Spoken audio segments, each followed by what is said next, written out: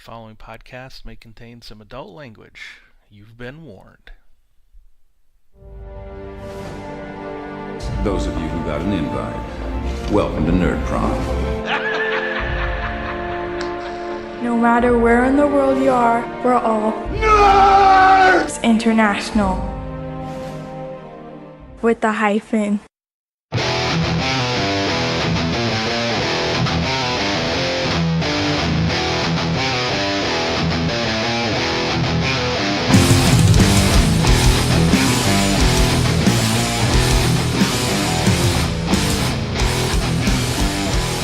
Welcome to Finding the Narrative, a Genesys RPG podcast. This is a show dedicated to the Genesys role-playing system from Fantasy Flight Games, a show in which we, your hosts, discuss all things Genesys from both the player's and a GM's perspective. I'm Tony Fanning, and with me, as always, is my good friend and co-host, Chris Holmes. How you doing, homie? Oh, I'm doing great. Actually, no, I think I might be getting sick a little bit. But, you know, I'll tell you, goddamn chicken wings that I made in my damn air fryer tonight were freaking awesome. That was a Christmas present. Yeah.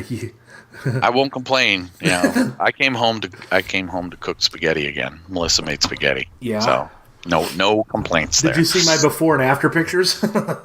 Yeah, they look pretty good. Oh man, they were really good.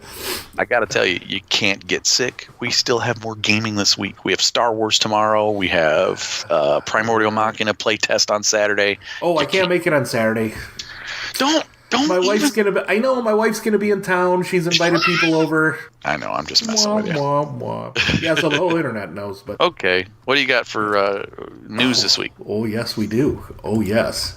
We have a new article on the Genesys website for Android called Shadow of Humanity, where it kind of goes through archetypes and careers. They kind of hit on a few of them, wetting our whistle a bit, and damn, can't wait for this to come out. Yeah, I like the changes. In fact, Jim and I were talking about them after we had our session of Android the other day. Yeah. You know, and I got 5 extra XP. Woo-hoo! There you go. and Stefan got a boost for his character. He got like 10 XP. That's cool. Based on what was in the core book, you know. But so yeah, it looked really good. I like the stuff. Man, everything about this setting looks beautiful. I can't wait to play it. Isn't it though? Yeah, I know. Yeah, I can't wait. I can't wait till. Well, we've already played it. Thanks to Jim. A couple times. Yeah. If anybody hasn't seen it yet, go on out to our YouTube channel and go check out our Realms of Terrinoth online, an Android setting. Yeah, we put both episodes up there. The one that we recorded back in October, and now this one. Yepers. Yeah. And so it's all ready for you guys. You guys we're see having what we fun look with like it. too. We're going to do a part 3 in a couple weeks, awesome. And we'll put that up there after we do it. Yep. So, you know, you guys wanted a live play from us, and Jim said, well, they won't do a live play if somebody won't run it for them. So exactly. And we don't want to do a live play for each other. Somebody wants to run us through, man, because we don't get to play together. only during Advantageous Threats, really. Yeah. But there we're still doing GM player things, but maybe we should do it from both of us from the same player's perspective sometime. Alrighty then, we will see. That'll work. That could work. Dude, we could do a Wally Murdoch roll. Yes, you're with me. You're with me there. I saw it in your eyes, brother. You did. Yeah, the light in my eyes when I talked about a dwarf character. Oh. Yep, your dwarf light came on. There you go. You know me too well, bud. All right, so what do we got? We got some listener feedback, man. Yeah, we got a little bit. Let's get through it. So, our good friend up in Canada, with the name that I cannot pronounce, but I will attempt every time. Yep. Michael McCullochine. He has says best. You know what it is? It is Michael Mickelson. Ha! I got it right. I must have. Let us know, Mike. Come on, man. Could be. Who knows? It says best wishes from Canada. Happy solstice, Christmas, and New Year. The best part of being a social media shut-in is that I missed your call for a 2019 wish list. Now I have the joy of responding after the fact. Nice. My wish would be to see more than one setting book drop in 2019. I think yours and many other people's. Yes. That would be greatly boost the health of the game. My super wish, Which was in all caps, by the way. I didn't know we were getting super wishes. This is so unfair. I know. I would be for FFG to release a fan setting splat book. Take some of the top new settings, forum vote maybe. Cool. Shiny them up for a collected release, either PDF or physical. This would be a tribute to the fan base and define Genesys as a community-driven game. Looking forward to another year of Finding the Narrative. Take it easy, guys. Mike M. P.S. Keep trying the last name. You will get it someday. I'm pretty sure it's Michael Mickelson. Okay. That's my guess. I'll have another one in 2 weeks or whatever. Or Mickelishin, Mickelishin. Mickelisheen? I don't know. Mickelisheen? Maybe Michael, what is that? Michelin? Like the Michelin Man. Anyways, dude, that is a freaking brilliant idea. And if I'll put it out there, and if I'll put it out there, Fantasy Flight, if you're going to do this awesome, really cool book, call it 50 Pieces of Awesome. Yeah, and you know what? I'll come down there and help you guys with it. I work from home. I can work, and I work from your gaming store at times too. I'm the big fat dude in a corner on a Mac. Come find me. I'm there almost eating poutine every Friday almost. Come find me. We'll talk 50 Pieces of Awesome and this fan community driven fan driven whatever. A community driven fan settings for Genesys. That is a great idea. I love it. Thanks, Mike. That is brilliant. All right, I'll read this next one then. Sounds good. All right, this is from Samuel Barrett on our YouTube channel and making a comment on our Genesys Year 1 episode. Hello again, guys. I just want to thank you both from the bottom of my heart for making this channel. Aw, can we get a 50 pieces of aw, right? Genesys is a gem, and you guys have shared it with others who can now see its excellence. You done good, guys. Thanks, man. That's awesome. That's great. If I were to add to that wish list, I'd probably have to agree with the GM screen. I doubt they would make a GM screen for each setting, as the intentionally generic nature of Genesys would be undermined by making the screens tied to a specific brand or IP. They might be able to make generic-looking genre-appropriate screens, i.e. fantasy, sci-fi, etc. But as they would realistically have to make a profit, I feel that would be too much risk for them. We gamers and nerds like aesthetics to fit with what we're playing. However, with that said, I once found a generic GM screen by Stratagem on Amazon with plastic sleeves on both sides, so you can essentially make your screen look like whatever you want. This also meant it was dry erase compatible. Didn't think about that. Ooh, that's a good idea. Perhaps something like that on the exterior so you could print out or draw whatever you want your players to see while still having those awesome tables on the interior. I was running a post-apocalyptic wilderness survival / rural cyberpunk campaign. I know, an odd one, and a tongue twister, by the way, while using the FAD GM screen, that's Force and Destiny. Yep, Force and Destiny GM screen. Trying to talk about survival in the Rocky Mountains while my players are staring at Yoda got a bit frustrating. And especially if you started using his voice, too. That'd really mess him up. Again, you guys rock. Your show is an eagerly awaited part of my routine. Keep up the good work, and I look forward to what the new year brings. Sincerely, Sam. Too long, didn't read. GM screen with dry erase compatible sleeves. I love his TLDRs. I know. We read the whole thing. It's all good, dude. Yeah, hey, You know what? I used to have one of those when I ran Savage Worlds. They had one. It was flimsy as hell, though. It kind of busted apart. I don't know, maybe because I live in the upper Midwest and it froze and it got brittle. Who the hell knows? But still, that's a great idea. I have one. I bought it at my local game store. I think it might be the one from Stratagem. They sell it there at my local game store. And I bought it. I use it for Savage Worlds. And it's just kind of got all this, like it's got some generic Savage Worlds art shoved into it. And one of the things I liked about it is that I could shove my NPC initiative cards right into the plastic for when I was running Rifts before, because I was running Rifts before I got my Rifts GM screen for Savage Rifts, and I was using it for Accursed when I ran Accursed. When I was getting the Grognards introduced to Savage Worlds, and it worked. It's nice, but I will tell you, Fantasy Flight, they know. They made a GM screen for Edge of the Empire. They made one for Age of Rebellion. They made one for Force and Destiny. And every time they were beautiful, and I bought all 3. Me too. So I know people are going to go buy them. If they make one for Android, and they make one for Genesis, and they make one for Terrinoth, I'll probably buy all 3. Yeah, me too. Even if I won't run them, whatever, I'll just buy it. Yeah, because, well, it's, again, the art for your players to look at. Absolutely. If you stand it up, a lot of times I'll show the players the back of it. Hey, look, there's Yoda.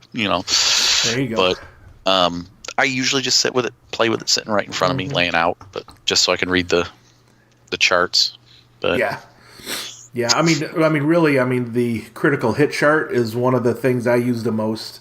And the vehicle critical hit chart. And both of them. Yeah, the personal and the vehicle ones. Tend not to look at the how to spend advantage, disadvantage, that kind of stuff. Try and ignore those just to kind of, use the narrative and go with it. And when you're first playing it, that's cool. Just kind of get an idea. But, sometimes it could be a crutch, but it's all good. Yep. Okay. You got another one here. Yeah. From Nick Polamus.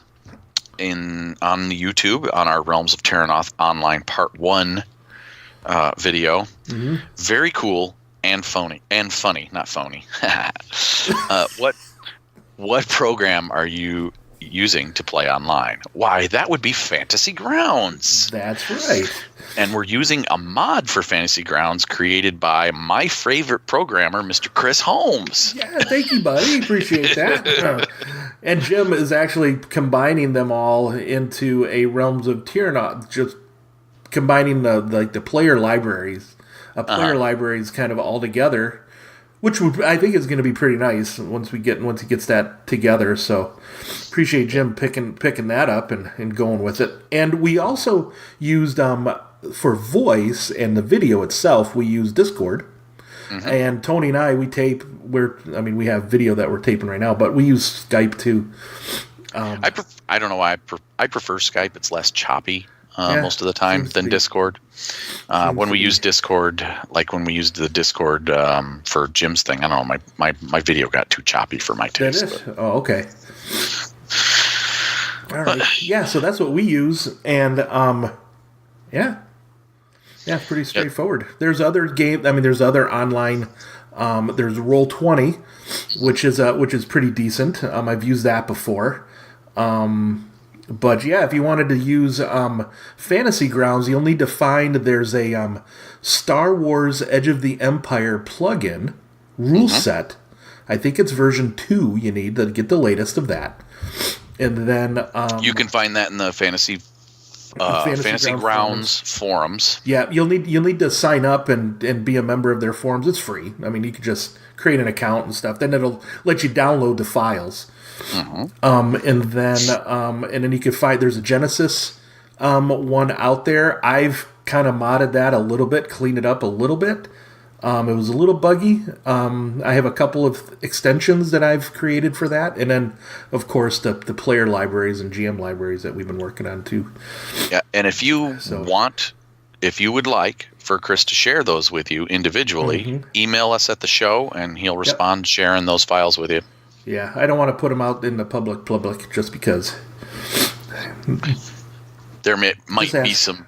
Yeah, there might be some... just ask, though, and he'll share them. Sure. No problem. Yep. Let's see here. Well, that's all the listener feedback. Yeah, so... Are we ready? We got a little another segment to go to. Yeah, let's do it, man.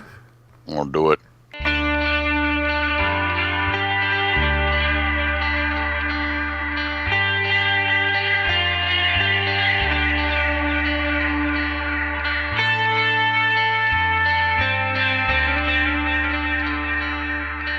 Welcome to 50 Pieces of Awesome. This is where Chris goes out, puts on his detective monocle, and scours the interweb for something cool and shares it with us.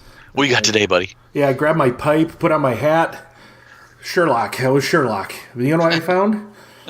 I found something, a conversion created by none other than Tom Cruise. What? Yeah. Warhammer 40K Dark Heresy conversion that he did. Oh, yeah. Yeah. There's a couple books. There's the main book is like over 130 pages.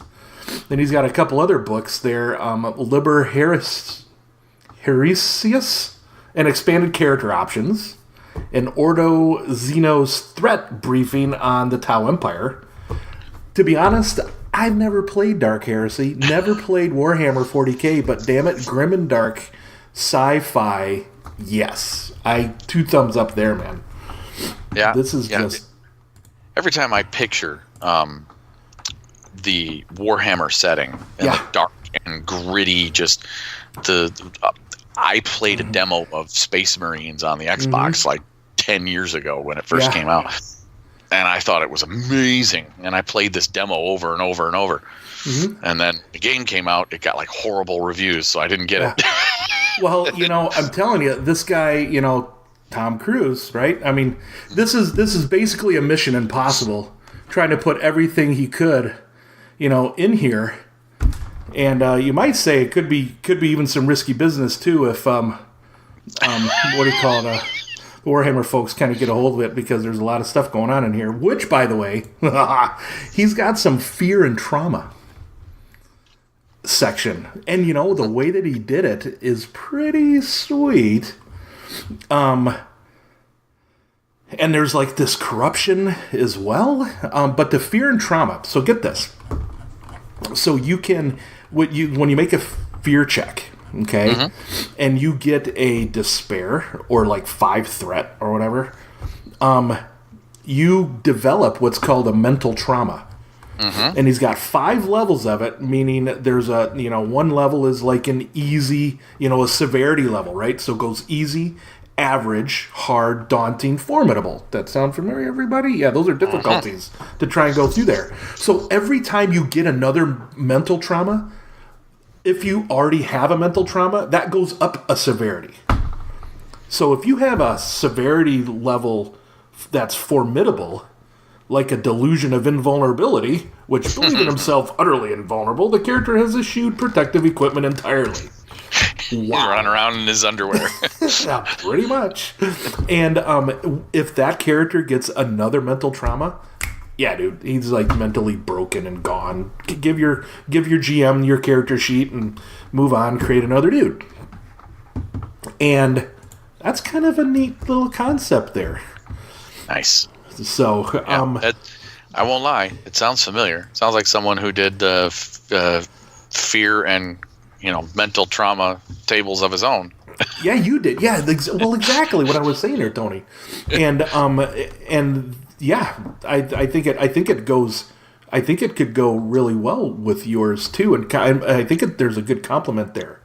Yeah, some things. I like it. And then one other thing that I noticed in here. Now, again, you've got to get the Dark Heresy core book to get the flavor and fluff of all of this. This is just mechanics, conversion over to Genesis core, and needed a Genesis core book as well. But what he did was each career has like 4 skills that he's picked out, and then leaves it up to the player to choose the other 4. I kind of like that, man. That's cool. It kind of sets up. It kind of gets a start of a framework for a career, and then it allows the player to create their own, kind of make it their own, if you will. Cool. Which is kind of neat. And he's got some character sheets and fillable sheets too. And I must say, this is like far and away one of the biggest, things that I think we've seen on, just the sheer amount of content in here, too. Yeah. And yeah, that was another 130 plus pages. Mm-hmm. Wow. Yeah, far and away. I got you. You get it? You get it? I got the reference. Yeah. You're making a Top Gun effort there, buddy. I am. Oh, see, I knew you would. You would kind of knock me into oblivion here. Tom, Yes.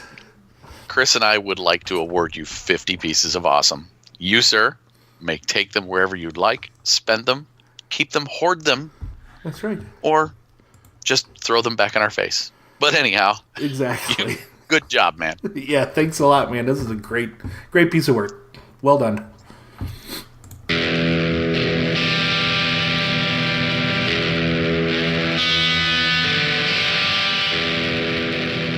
All right, welcome back, everybody, to the Books of Genesys.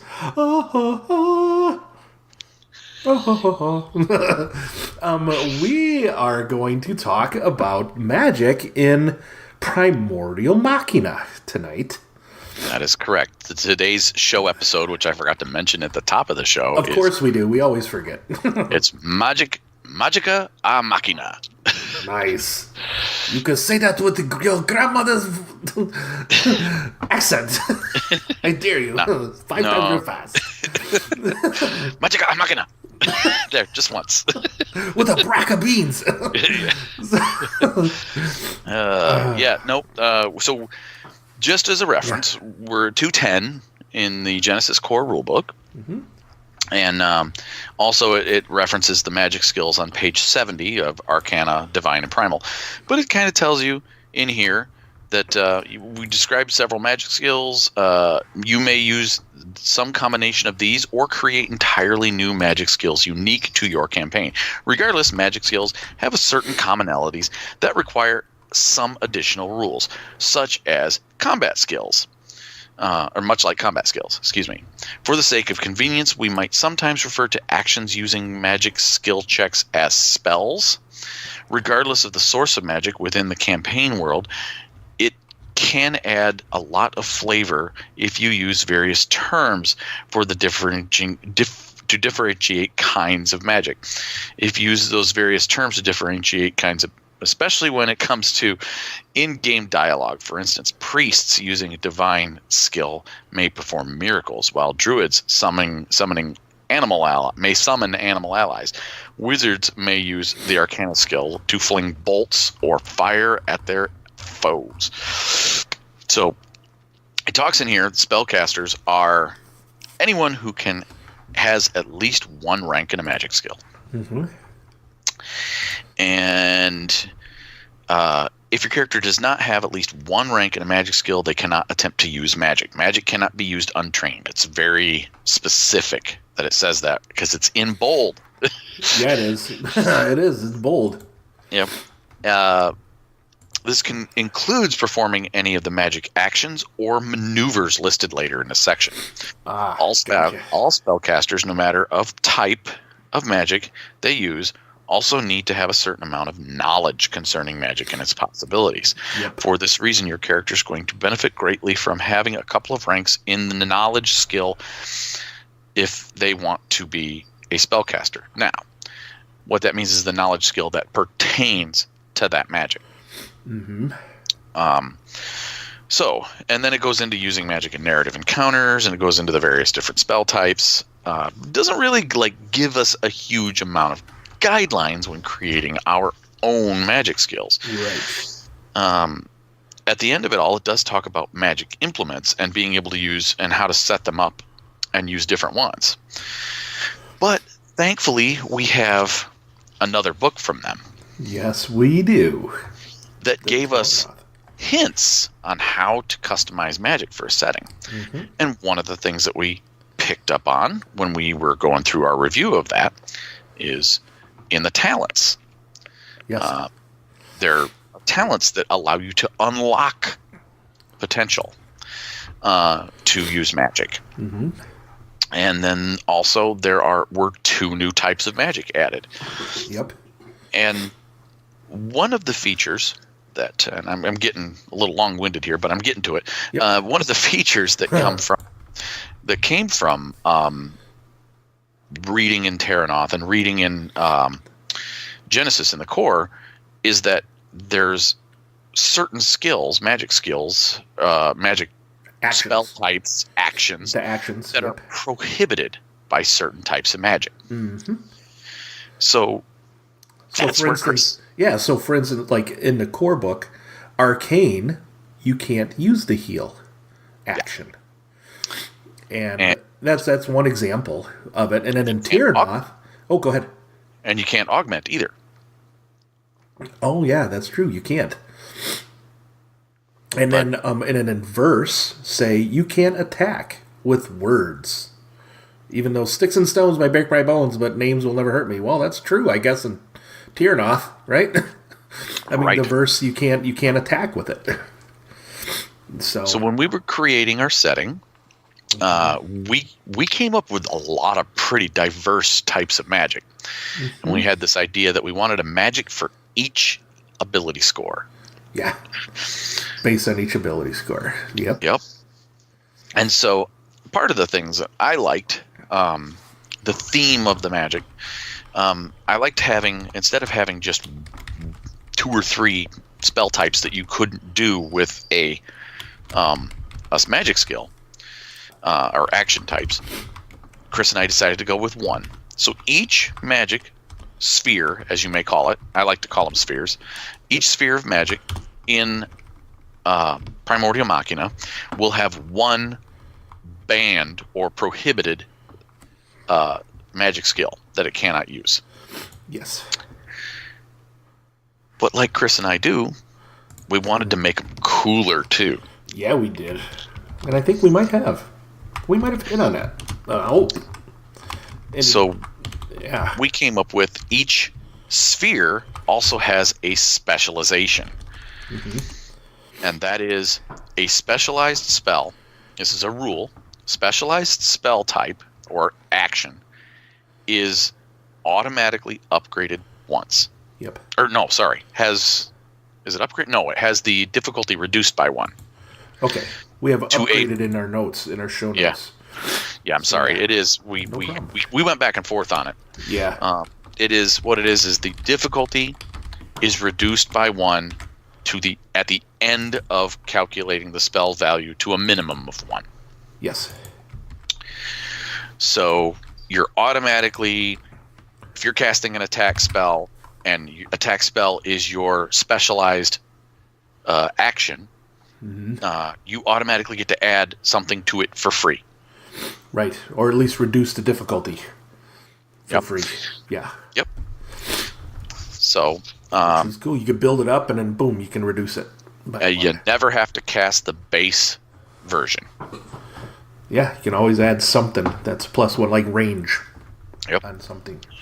Well, do we want to go through these magiques? Oh, and by the way, what I've added to these is I've added a linked knowledge skill too, because that's very important when it comes to casting magic, because your knowledge skill will enhance it. It will make, say, the blast. It'll give you that blast rating equal to, say, your knowledge skill, whatever that might be. So I put in our notes here what knowledge skill is in there. Great. For these. So we'll add to that. How about I kick it off then? Kick it, man. All right, so kicking it off, air magic is, we have all 4 elements to start, but the first one is air magic. Air magic is cunning based. It's prohibited skill or action. Prohibited action is barrier. Air magic cannot create barriers. However, its specialized action is augment. So, if you look at the augment base power, augment automatically starts at 2, but for air mages, the base augment is 1 purple difficulty. Yeah, that's slick. That is slick. And of course, our linked knowledge to that will be elemental. Right. Knowledge. So you have to put some ranks in elemental knowledge. Okay. To benefit from that. So that's pretty straightforward. You want to take the next one, brother? Yeah, the next one is Earth Magic. And everybody take a guess what we linked it to? Yes, you're right. Brawn. It is Brawn based.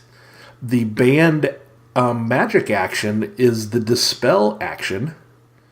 And the specialized action, or the one that you would get your reduced difficulty on, would be the Barrier spell. So kind of the opposite of Earth there, almost a little bit. Yep. Right? And then, of course, the knowledge for that will be elemental as well. Cool. Next one, man. Next one is fire magic. Fire magic, for you hotheads out there, is presence-based. Oh, yeah, it is.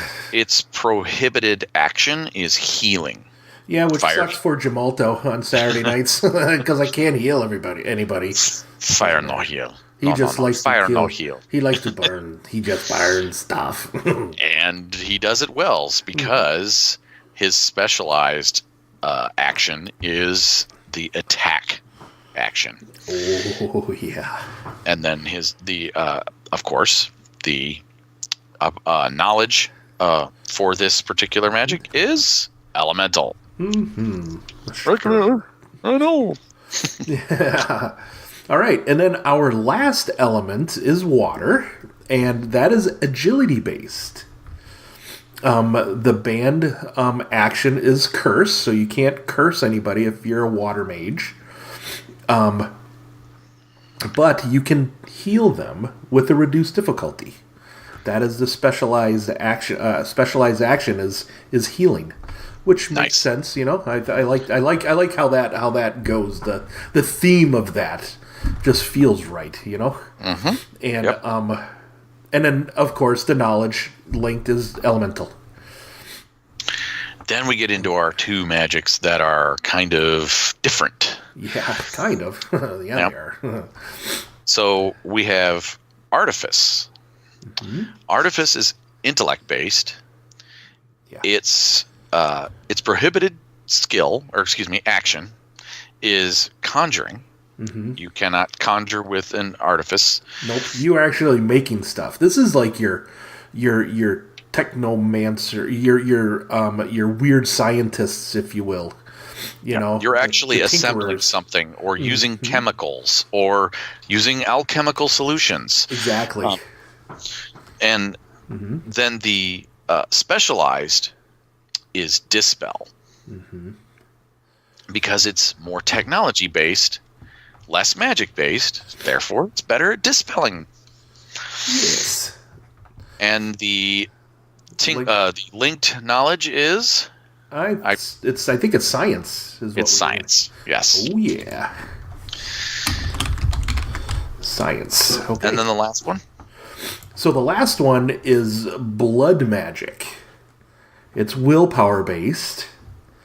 You cannot heal with blood magic. Duh.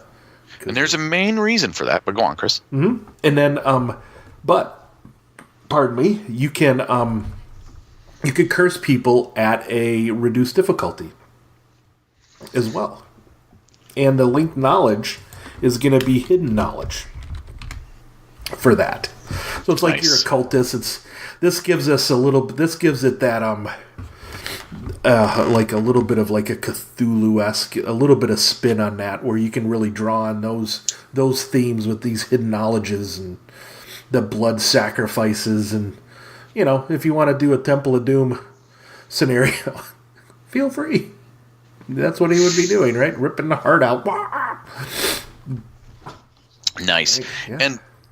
And the reason why you cannot heal, the main reason why you cannot heal with blood magic is because, little note to blood magic, is that instead of costing strain, blood magic costs wounds to cast. Yeah. Yep. Hence blood magic. Blood magic requires a price of blood. Yes, it does. And our linked knowledge is hidden. Yes. On that one. Yep. And so, you know, three of our four knowledges for our setting are used in magic. So we have elemental, science, and hidden. And we don't use knowledge history. Right. We have culture too. I have culture written here too. That's right. We have use 5 that. knowledges. Yeah. Sorry. History and culture. Yeah. Yeah. All right. So, cool, dude. I mean, that's pretty much it. We're also tinkering with. I was tinkering with the possibility of adding some more augment some more things that you can do to augment your spells. But I thought to myself as we were kind of looking over the show notes here, I thought to myself, well, you know what? We're not going to talk about that. We're actually probably going to put those as talents, some of them. And also, Chris and I had talked briefly a while ago. We talked about putting breach, how to get breach into our spells, because we have mixing vehicle combat and personal combat and the way the damage is dealt. And I figured out how to do it, and I completely forgot to put it down in the show notes. We're going to put in implements that use Fey Crystal. Okay. And will give spells the breach quality. Your attack spells the breach quality. Oh, sweet dude. Yeah, and that's all a Fey Crystal implement will do is give it initially and then more powerful ones can do more things, but they give a weapon the breach quality. Oh, that's cool. And that makes Fey Crystal that much more valuable. Yep. Because then it makes magic usable for siege weapons. And you could put it in like your ranged weapons too, right? I would think it would give ranged weapons, melee weapons to breach quality, so you can go toe to toe with those machinas out there. Wielding a Fey Crystal sword and cutting a machina to pieces. Yeah, and that's a whole other episode, man, talking about how we came up with the personal and vehicle scale, how we're mixing it. That's going to be a whole other show later. But and that's why I mentioned it now, because we're going to also talk about implements as gear, as opposed to being tied to, like in Genesis, the implements are right here tied into the section on magic. We're going to talk to them more in our gear show. Yeah, we'll go into more details on those. Yep, as we figure those out. Definitely. Cool, man. But that's how we customized magic in our setting, and I've seen lots of other different ways of doing it. There are people who've added psionics to their settings. There's people who've added the individually customized magic to the character for superheroes. Yeah. And things like that. So I think in that in the Warhammer 40K conversion, they have psionics. I didn't really look at that part of it either, just because I don't know the setting too well. I know. Sorry, that was just a little Minority Report there for you. Oh yeah! I pulled in another one. We got 1 million of them. You got me. I know. I almost kind of had your eyes wide shut there for a second, didn't I? Ooh, you're getting good at this. I know. Maybe you're one of a few good men. Aw, thanks, man. So are you. You can't handle the truth, though. Anyway, I'm sorry. Anyways. All right. But, sorry, I can't. Lost that train of thought, didn't you? Yeah, I totally did. You're welcome. So we'll talk about implements when we're talking about gear, the gear section of our setting as well. So yeah, and let us know what you think of this, how this is coming along. If if any of you out there are kind of following the evolution of this setting, give us your thoughts, give us your feedback on it. Say, you know what, blood magic don't make sense, and then we'll say, you know what, appreciate the feedback, but whatever, dude. But we would like to hear your feedback. See if this is something that evokes playability. And I know I've been enjoying it. We've been doing a playtest. That's been awesome. Yeah, it's been great creative freedom for me to just spew as much at you guys as I can, setting wise and character wise and monster wise. I've been throwing out these cool adversaries and such. And I'm telling you, I am getting. I have the vision, the view of this, what this setting looks like too, man. I don't know, just immersed when we were playing too. Yeah, coolio. Probably because all those damn pictures we keep posting to our Pinterest. Yeah, we're up over like 200 and some odd images in there now. It's ridiculous. Oh, is that all? Dude. I know, I just posted a couple more today. All right. So, are we ready? You want to go set the tone now? Yeah, man. Let's do it.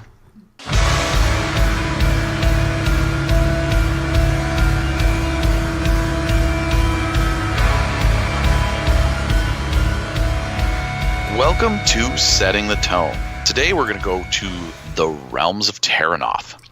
And we're going to Magic of Manara because, it's themey. It is. Page 115 to 117. We're going to read it and discuss it. Mm-hmm. So, well, we've read it. Right. We'll just discuss it, won't we? Yes. Oh, one thing that I had to put in here, dude. We need a frickin' table like this. Yeah, Don't we do. You think? Yeah, a handy table like that would be. Yeah, it would. Handy. It sure would. Probably, we'll put it in our book. and then maybe the knowledge skill as a line too, which matches them, which shouldn't be too hard to know, but elemental, that'd be easy enough to do. But so Magic of Manara, this is a cool section, man.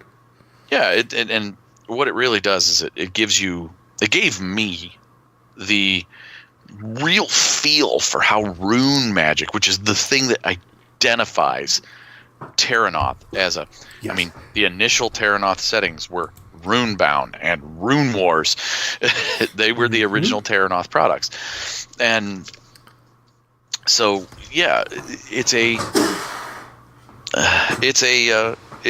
it talks about in here about the magic skills. In the rune-bound setting, you may purchase ranks in a skill. Only if it's a career skill, just like it says in the core book. Mm-hmm. And it talks about differing disciplines, differing approaches. Same thing. Arcane magic has kind of this, you're casting spells.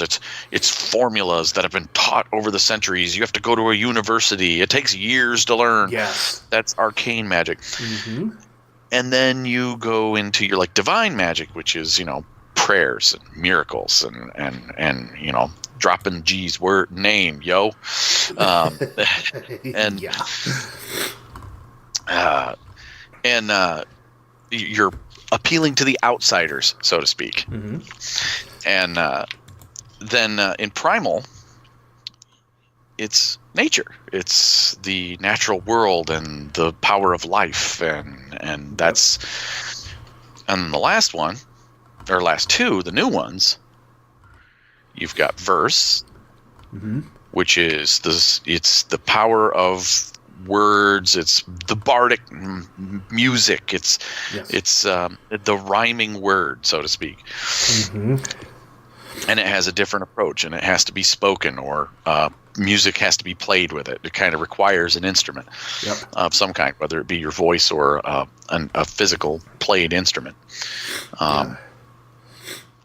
And then, so. And in the runes, the runes magic is tied to what you said. It's all the runes. But what's interesting about this is that you need an implement to cast a rune spell. You always need an implement for it. It's required, which is interesting. I like that, and that's one thing that we're probably going to implement for our artifice characters. That's right. Pun intended. Pun intended. Yeah. Is that there be a requirement that they have a alchemy kit or a tool kit of some kind with which to perform their weird science with. Exactly. That's cool. Yeah, I like that. And there's a precedent for that here in the setting.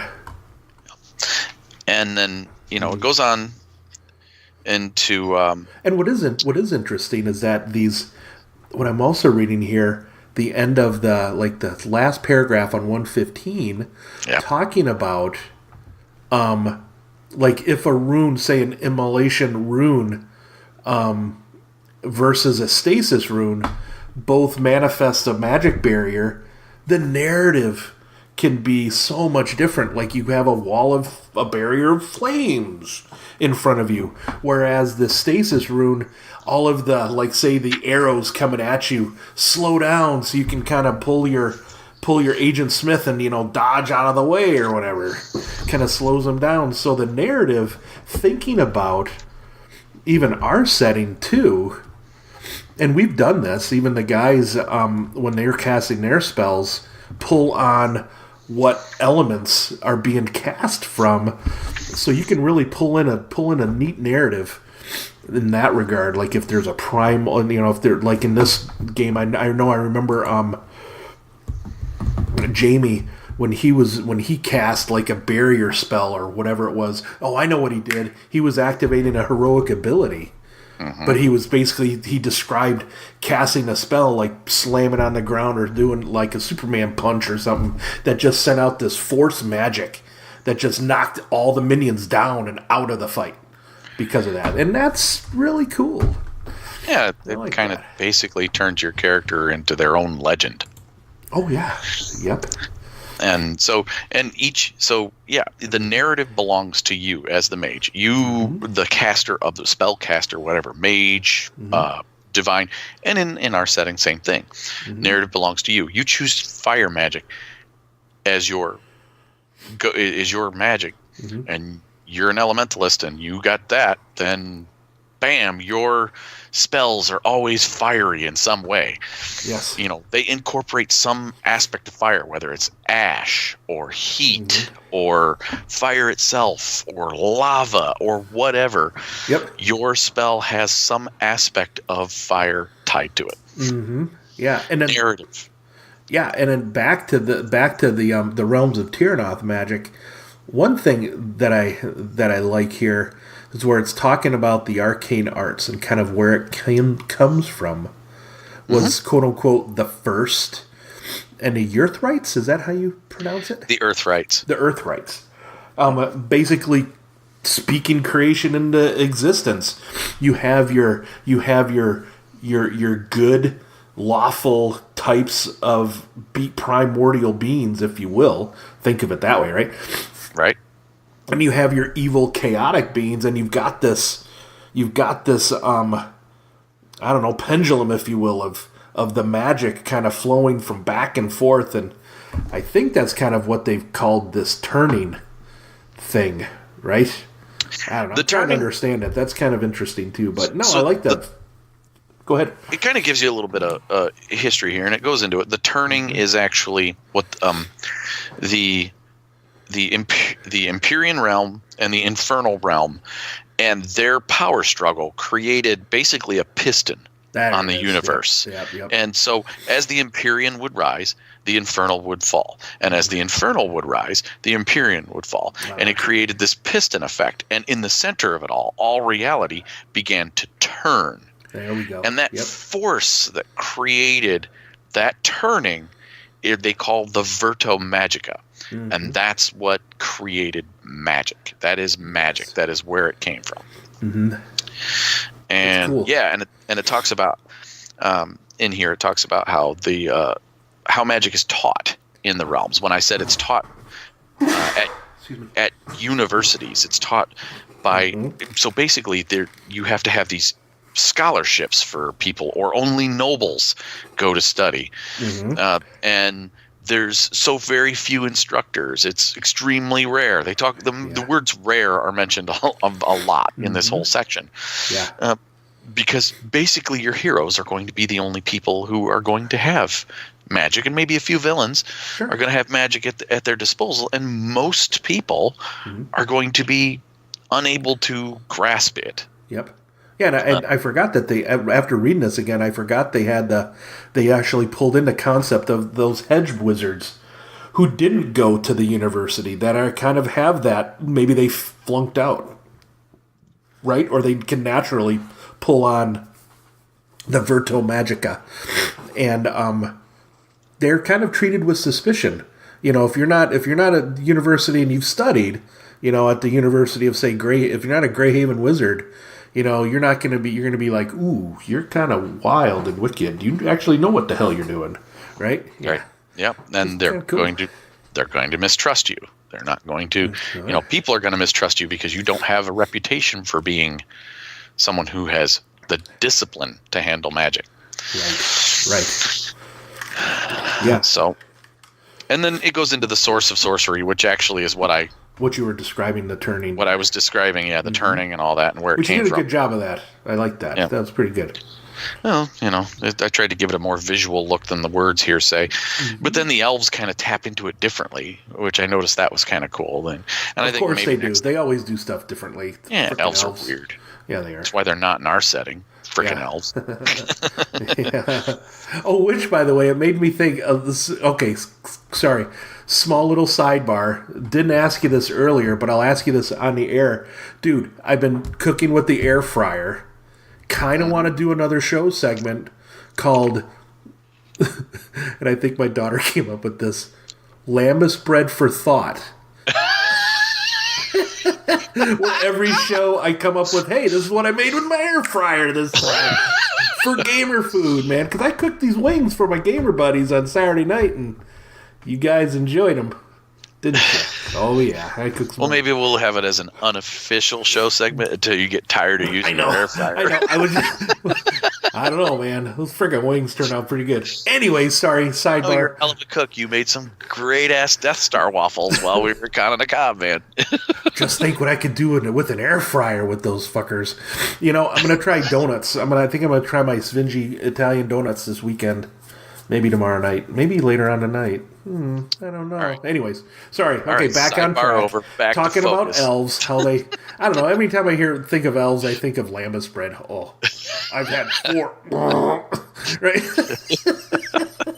Anyways.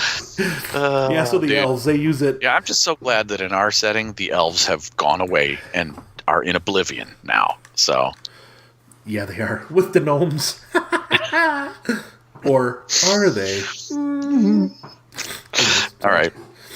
Yeah, the elves kind of do this a little different way. They call the what humans do as lower magic, and they practice strictly the Empyrean arts. Their magic source is the Empyrean realm itself. It's high magic. Therefore, it's going to have kind of a different theme. You're casting with an elven spellcaster doing the arcane arts. It's going to have that kind of golden glow, or almost, I don't know, a haughty feel to it. Haughty, maybe it could almost be almost a celestial. Yeah, potentially, right? I mean, would it could. No, yeah, no, that's it's kind of got, I don't know. Hoity-toity. I am going to blast you with a fireball, you bastard. Sorry if sorry, didn't mean to insult you people all of you from across the pond who talk with a hoity-toity accent. I don't think anyone is insulted more than no one. I'm just kidding. Yeah, there's probably like 2 people over there that listen to this. Yeah, I mean, of our tens of fans. Tens, that's right, tens of fans. Harrison and James. Probably the only ones that listen. That's right. No, anyway, yeah. So that's kind of cool. That's a neat little narrative or thing to pull on too. Yep. With that, if you're playing, and that's the thing about these little tucked-in corners in these books. That's why we do this segment where we talk about these. Because tucked in these little corners in the book and in this fluff is some really cool role-playing fodder as a player and as a GM.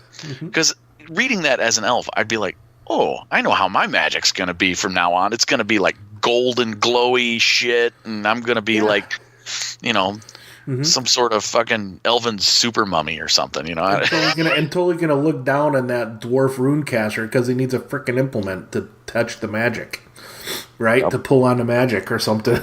Exactly. Anyone who's using an implement, it's whatever. Trivial. Yep, exactly. Yep. And then it goes back into the rune magic with the riddles of the runes. Oh, okay. Now, rune magic, the runes themselves, the rune-bound shards, come from an orb that was cracked and shattered and was scattered across the realm of Terrinoth. Right. Mm-hmm. And these runes have power bound into them by the dragon rune that is on the shard of the orb that you find. Mm-hmm. And so, because of that, the rune-bound shards are pretty powerful, and they're very rare, and they're extremely rare outside of the continent of Terrinoth. Gotcha. Nice. Yep. And then, okay, so it talks about the Rune Masters. And how they cast. They have to trace the rune? Is it? Pardon me. Yep. And they can even, it goes so far as to say that the most skilled Rune Masters can modify a rune that they are given and turn, say, a immolation rune into a more powerful version, which a sunburst rune. Oh my! Yes, by making slight alterations and knowing the Draconic rune language. Okay. Because that's what the rune masters who go to university to study this, spend all those years studying is the actual language that takes years of study to understand. Awesome. And and then it talks about a couple of rare other communities, and it talks about like the Rune Masters being the last part here in the second to last paragraph, where it talks about the Rune Masters are the only ones who can activate the rune golems. Oh yeah. Throughout the realms. And I thought, oh yeah, these guys can turn these things on. This is fucking cool. Oh, that's cool, man. So, that's pretty much this whole 2-3 page section. Yeah, there's so many neat little nuggets in these few pages. It's pretty cool, man. Pretty cools. Can't wait to get back to playing some Realms of Terrinoth online. Even though I don't have a character that casts magic. But he's a magical guy himself.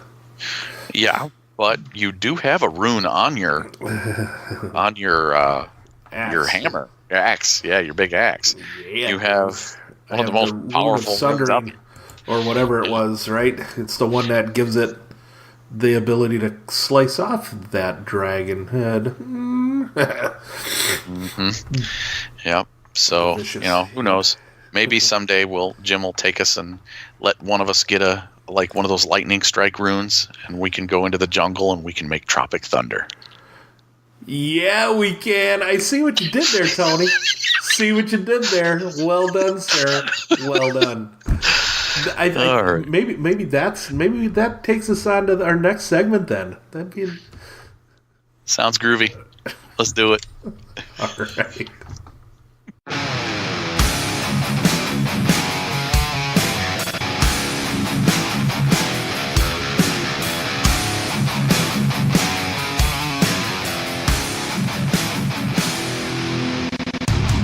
All right, everybody.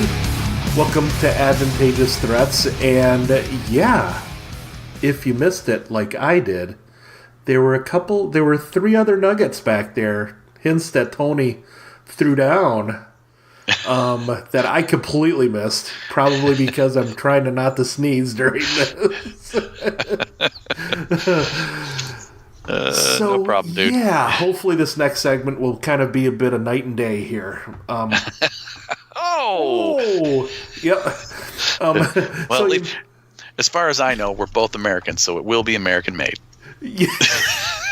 Yes, it will. Dude, I see what you did there, too. Awesome. All right. So I'll kick it off here. My character, Spanner Cogsmith, a dwarf artificer in the Primordial Machina setting made by amazing people, is going to augment his play allies. Tested by even more amazing people. Damn skipper. Yeah. All right. He is going to augment his allies with an alchemical spray. Ooh, you don't say. I picture like guy standing there with like a bug sprayer. It wouldn't smell like it wouldn't smell like magnolia, would it? Maybe vanilla, like the sky. Like the vanilla.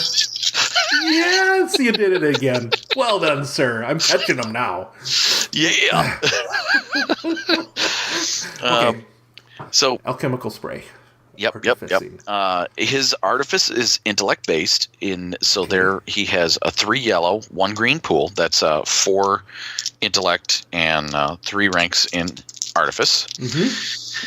And he is doing the augment but he is doing so with an additional target added. So the augment skill is 2 base difficulty, all right, with 2 additional difficulty for additional target. So grand total of 4. Sweet. So right now, I'm sitting with a 3 yellow, 1 green pool. Yep. Versus a 4 purple difficulty. All right. Now, as he is using alchemical spray, he is going to get a boost die for his superior quality alchemy lab. Awesome. Well, where he is at is actually on an airship. Flying. So maybe you get a setback die because there's a bit of a wind. And when you go, it's a wind. A little bit of wind. That's no problem. I'll stand up wind. Well, there you go. And then spray back to your buds. That's right. Don't want to cause a lot of collateral damage. Awesome. That's pretty good, dude. That's pretty good. All right. So I'm going... He's kind of making an alchemical cocktail in a way, too, isn't he? Yep. He made the cocktail beforehand. Yes. I am going to spend a story point because this is important to have my crew augmented before flying into this huge thunderstorm ahead, because we have several days of thunder ahead of us. He keeps going and going. I love it.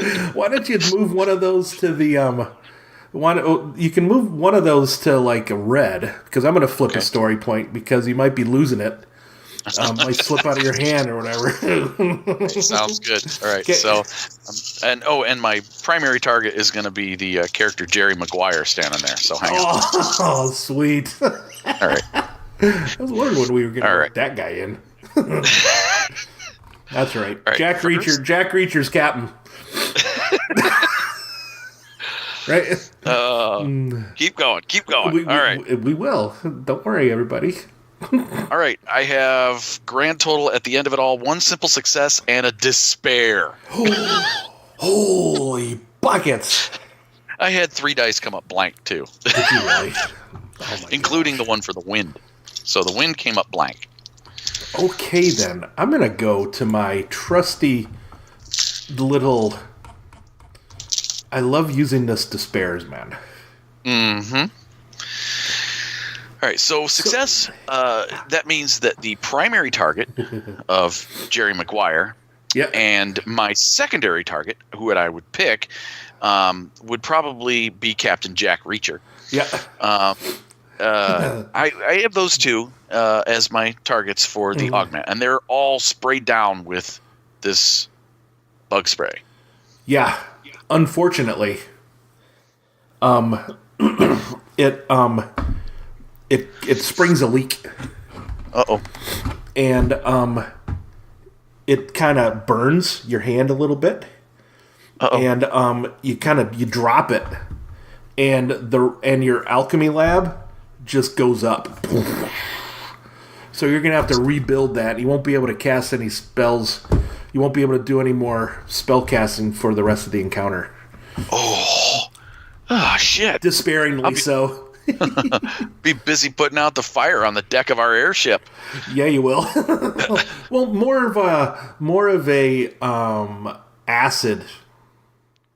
Reaction, like chemical reaction, like some weird shit's going on in your alchemy lab, and it might be burning through a little bit. But you know what I mean. Yeah. Burning through the deck until it's completely burnt through the entire ship. That can't be good either. No. Flying around with a ship with a bunch of holes in it. Yeah, pretty much. Pretty much. All right, you're next, brother. What you got? Okay, so I have a character named Sigmar the Cleric in this Warhammer 40k Dark Heresy setting. Mm-hmm. He needs to make a discipline check versus fear because he and his team are being ambushed by a sloth infiltrator on page 130 in Tom Cruise's Conversion. Mm-hmm. It has a fear rating of 4. Okay. Sigmar has a willpower of 3. Discipline of 1. So that's going to be a yellow, 2 green, and 4 purple, as he and his team are on a quest in these War of the Worlds that's kind of going on here. Nice. Yeah. We're running out, dude. There? I know, we're running out of them, though. Anyways, yep. So that's what we've got. And this sloth infiltrator, I'll give you a kind of a little bit of description. Terrible, monstrous beings whose minds and bodies are utterly alien and who are rightly feared and reveled by mankind. Sometimes, do they have adversary? Don't have adversary in there, but I wouldn't doubt it would be. I would think it would be adversary. In some cases, they're called maggot men, or the dream eaters, or the carrion lords. So shit. Yeah. These things are badass, man. Yeah. they are badass. Let's just say their coercion, holy crap, dude, is 4 yellow, a green, and 2 blue. Crud. Yes. Yeah, these are nothing to be to shake a stick at, or a big hammer. Is there a picture? I'm trying to find the document. There's no page picture. Of the document. Page of the document 130. Yeah. But man, yeah. I'm going to do a quick little internet search. No, I don't see anything. Oh, sloth. Oh, yeah, they're kind of... they kind of look like... You know what? They kind of look like a cloaked... think of it as like kind of a cloaked scarecrow with kind of maggoty... remember like the maggoty face mask that he was wearing, kind of? Dude, rock on, man. Yeah, that scared the crap out of me. For sure. All right. So, yeah, if you want to do an automatic upgrade without even spending a story point, I'm good with that, to be honest. Yeah, this thing, goddamn terrifying, I would think. I'd think an automatic upgrade is due for sure. As a nemesis, I don't know why it doesn't have adversary. So, yeah, we're going to upgrade that. Perfect. And I'm actually gonna spend a story point because this is my team as well. And Sigmar, the cleric here, he's trying to power up his buddies and try and push through this if he could. Okay. So, all right. So I'm left with 2 yellow, a green, a red, and 3 purple. Do you want to turn another one of those into a red? I'm sure you do. Yes, I do. Yeah, you do. Let's see if we can get a double despair. Wait, you're so good at rolling them in Star Wars. Oh my gosh, I know. Maybe we can get a mental illness or something, or whatever it is, a mental trauma. Here we go. No. However, holy fail, Batman. Yeah, we got one of my proficiency dice came up negative, but whole lot of failure. We have a total of 2 failure, 3 threat. Yeah, nasty. Yeah, so Sigmar's he's probably peeing himself a little. You think he might be running away? Yes. Far and away. He's running away, pretty sure. Well, so then his exit theme would either be Ride of the Valkyrie or Rock of Ages. Which is it? You did it. I think he's going to run away until he finds the edge of tomorrow. That's right. Exactly. All right. Just for the record, folks, Mr. Tom out there, we know you're not the Tom Cruise, but we've had a lot of fun throwing in Tom Cruise's name, movies in our show. If in good spirit, buddy, you did an amazing job on this setting. It looks great. It does. And so, congrats. Our tribute to you. Yes. And, of course, the other Tom Cruise. in our cheesy-ass, humorous way. Well said, Tony. I don't think I could have said it any better. Yes, our cheesy-ass way. Oh. Right. Let's get over with this. Let's go home. I know. Let's go home.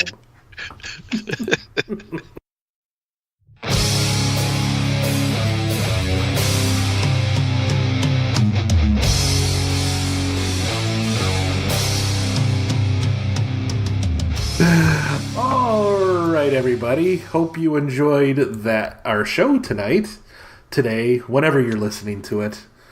And yeah, we had fun with Mr. Cruz there. I had to make you feel better, brother. You're feeling sick. A little bit, but you know what? I'm powering through.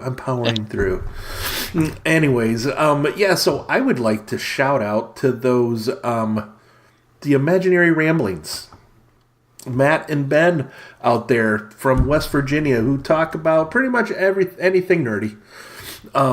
Their shows last probably about for a half an hour. And their last one, Series 2, Episode 13, recently they're talking about a merry solstice and all of the wonderful things that they've done over the holidays, I believe. Yeah. You can find them at imaginaryramblings.podbean.com, and they're on the MeWes, and they're out there. Find them. It's a good show. They are a great member of the Nerds International community, as well as us. Yes, they are. So you can reach them where you can reach us over at Finding the Narrative in MeWe and on Google+. You can contact Chris and I. Email us at findingthenarrativepodcast@gmail.com.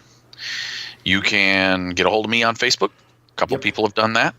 I'm on there every day, unfortunately. Powering through all of the garbage that is Facebook and searching for the wonderful gems that exist hidden in there. Awesome. Because they're still good there. I believe they're still good in Facebook. There is. Really? Yes. But anyhow, and then you can point your friends out and your family to listen to us on Podbean, iTunes, watch us over on YouTube, and we're also available on Google Play. Yes, we are. So this has been a fun episode. I've giggled a little bit, probably because of all the silly puns and whatnot. But it's always very punny. Yeah, podcast with you, man. Right? Yep. On that note, this is Tony saying, keep rolling them bones. And this is Chris saying, remember the rule of cool and just have fun, everybody. Good night. See ya. Finding the Narrative, a Genesys RPG podcast, is not affiliated with or endorsed by any companies mentioned in this show. Any of the products mentioned on our show or appear on our website are the property and copyright of their respected owners. All items are used under fair use and educational and review purposes. All other items are the intellectual property of Finding the Narrative, a Genesys RPG podcast. Copyright 2019, all rights reserved.